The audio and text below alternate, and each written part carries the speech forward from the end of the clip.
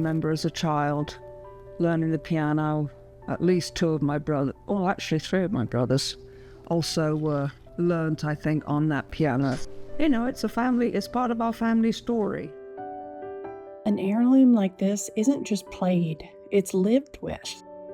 So my grandmother, Flora, her name was Flora van Diepenheim.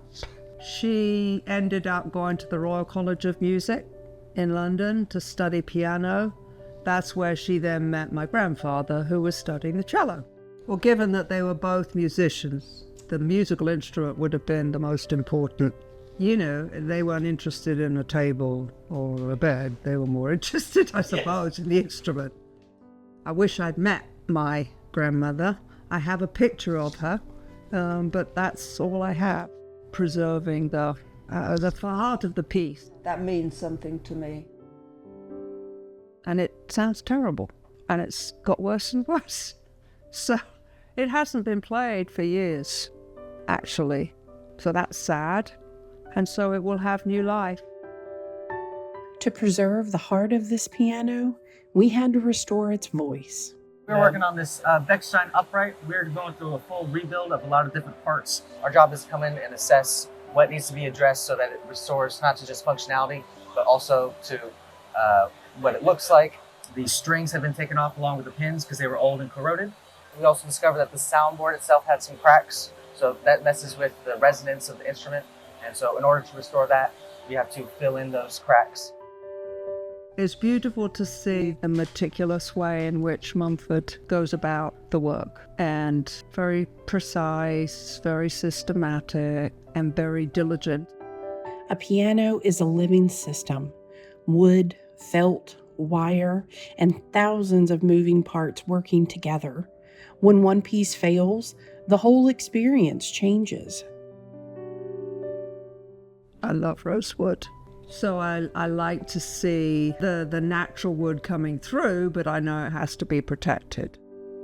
For months, this piano moved through a careful transformation. Stripped, repaired, prepared, refinished, step by step. Not to make it new, but to make it right. There's 12,000 moving parts on a piano, and when we regulate a piano, that's what we have to do, is adjust about that many parts, lubricate that many parts, and reshape that many parts. Sometimes we have to replace, but we don't want to replace something that's not broken. Because everything, we're talking about material, the wood material, is over 100 years old now. And that is a part of the sound that is so well beloved, especially in the Bechstein piano. Well, if it meant nothing to me, I would not have done it. For Elizabeth, this piano isn't just an antique. It's a connection to the people who came before her and the music they carried with them. Her name was Flora, but apparently she was called Gaggy. I only ever knew her as Gaggy. I just can imagine her living through, the World War II in London.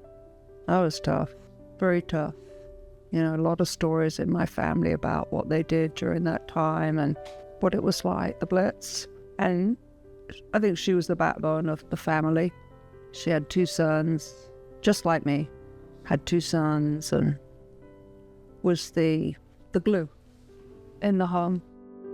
So it's the story, it's the history, it's the memory. Yeah, it's those things, I think. And it is also rather beautiful. So what do you think of it? I think it's very beautiful. Done a beautiful, beautiful job. But I love this. I love that Bernard found these candelabras. It's just a gorgeous, natural rosewood. Because this restoration was never about return on investment. It was about returning something to the family, so it could be played, loved, and passed on. And my older son, Alexander, is a good pianist. So I hope I've told him that will be his, part of my legacy, I suppose. So I will look forward to when Alex comes, he will be able to play it.